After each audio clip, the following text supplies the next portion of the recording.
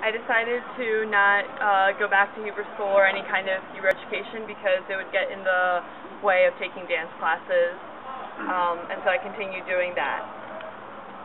As I got older and my friends were all bar and bat mitzvah, I had some trouble kind of finding my place in Judaism, and I went to a Hebrew tutor for a while because I was curious, but it never really amounted to anything. It didn't really resonate with me that much. Then I got to college, and I was still kind of distant from Judaism, but I decided to join Cult of Stone, which is not just a regular a cappella group, or a Jewish one. So that really helped me connect in a lot of different ways with Judaism. Everyone in our group is a different type of Judaism. We have an Orthodox kid and someone who's not Jewish. So it just really opened my eyes to like the spiritual and cultural way of life that Jewish people live, and it was more connected to me than just like reading Hebrew books. When I got to college, I got placed in Wakamiko, which is one of the dorms right by Hillel. So a lot of the people I was living with and my roommate were modern Orthodox or religious in some way.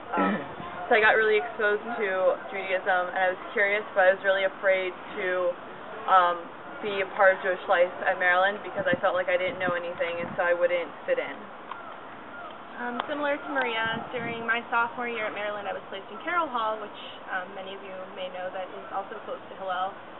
There are a lot of people in our dorm who, celebrated Shabbat, celebrated the holidays, and I was curious. It raised the awareness, I guess, around campus for me, and I never realized how big Hillel was at Maryland until I lived over there.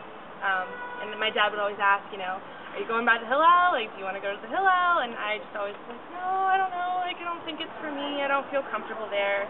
And I met Rachel, who kind of practiced Judaism in a different way, in a way that I could maybe see myself practicing Judaism, and I kind of began to question whether or not that was something I wanted to put as a part of my life because it's a part of my identity. So it kind of started me thinking when I came to college. So, James had mentioned that Moses had kind of found his family while they were wandering, his alternative family, kind of very American, if you want to think about it, how we do things over there. And so the Jews were wandering, and they hear from God that he's coming in 3 days. So like, all right, I'm coming. It's coming. Just like you guys before, you're like, I'm going on birthright. It's going to come. I'm ready. So they get to Mount Sinai, and they hear God, and they get the Ten Commandments. So that's like pretty powerful. You come to Israel. They have this really important thing. Now what? They felt that moment. Maybe some of you had that at the wall. Maybe some of you felt it on top of Masada, but they had that moment in their lives. And they were given something. Just like in the sense that you guys were given this experience, this trip to birthright, to Israel. So you're at this point. So God comes down to the people, and Moses goes up. So you have people like doing this. And when you think about relationships in life, if it's all give or it's all take, it might not be very balanced. But the relationships that we have with ourselves as other people, they need to be balanced. And that's kind of what this is about. It's about the relationships. And imagine you just got this huge gift. You're sitting there, you're like, holy moly, I just heard God, and I have the Ten Commandments. I have kind of like what I'm supposed to do. And you go to bed. What do you do that next morning? What do? You have this huge thing now. You either found something or you recognize something in your life. And that's kind of where these three lovely ladies are right now. And it's kind of where many of you might be. You've decided Judaism doesn't have to be what I thought it was, or I was only told it was the high holidays and I never related to it, or I don't speak Hebrew, I don't get it, but there's so much more.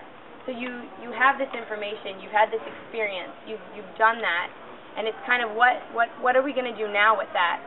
And this relationship with yourself, with the other Jews in your life, with the non-Jews in your life. So how is this going to affect your relationships with yourself and your own Judaism, with your family maybe, your friends, the things that you do in your life? We're kind of at a crossroads. just like the Jews were. They got the Ten Commandments. They heard God. They're like, oh my God, they're at the bottom of this mountain. So what now? So they're going to kind of talk about that, where they are in their lives as an official choice of becoming a bat mitzvah. And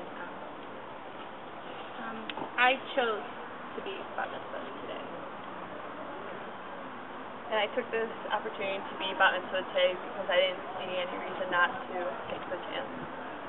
I chose to be bat mitzvah today because it was more significant to me than it ever was when I was 12. And I don't know about everyone else here, but I mean, I felt when I was younger I was given the option to go to Hebrew school, and I chose not to. Why would I want to go to school on the weekend? Seems silly to me.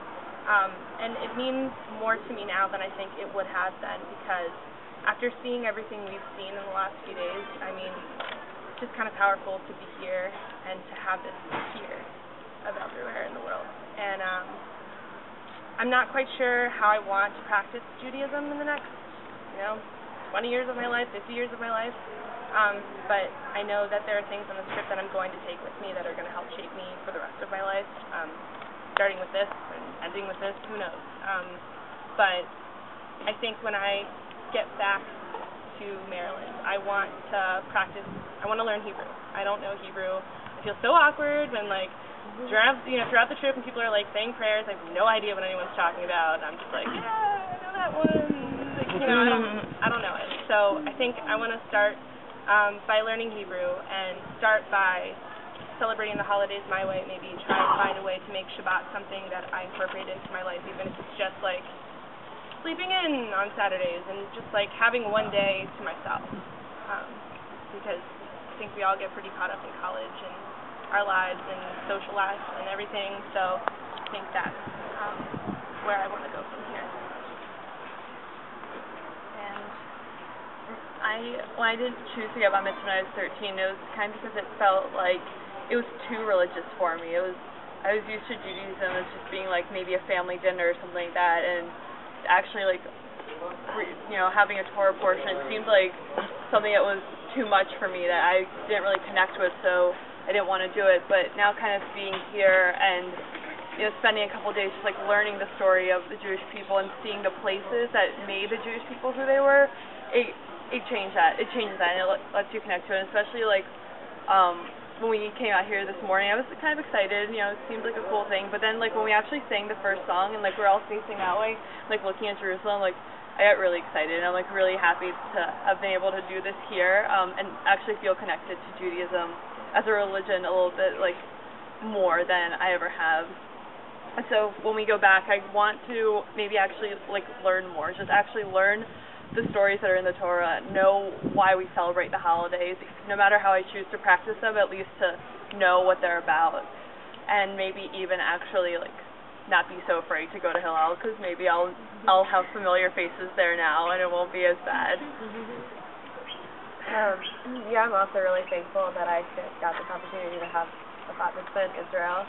When I was younger, my mom always told me, maybe we go to Israel one day and get bat mitzvah, and I was like, yeah, right, that's never happening. So this was really awesome, and I'm glad that I could share this experience with you guys. So when I get back, I just really want to be proud of my Judaism. For some reason all my life I've been kind of embarrassed. Not embarrassed, but it wasn't the cool thing to be really Jewish.